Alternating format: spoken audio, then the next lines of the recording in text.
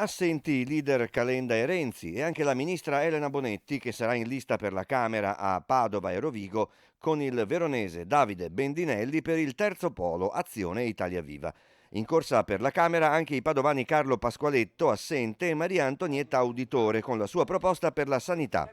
Se noi consideriamo che il programma del Terzo Polo è l'unico che inserisce l'istituzione di un'agenzia per la prevenzione, questo vuol dire che sono delle risorse che vengono scorporate dalla sanità vera e propria, non viene più considerata come voce di spesa, ma investo sulla salute dei cittadini, sui cittadini sani, affinché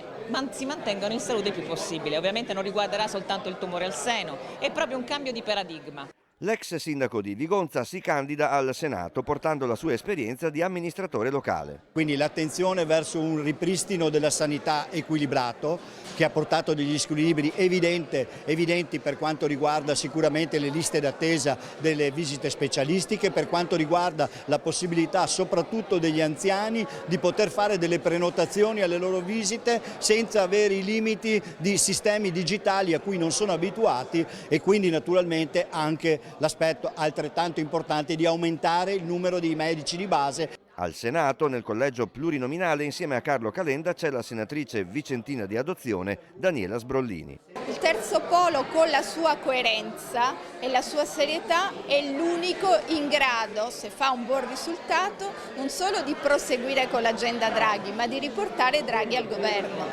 La prima proposta che noi stiamo già portando avanti, intanto quella di dire subito che va messo un tetto europeo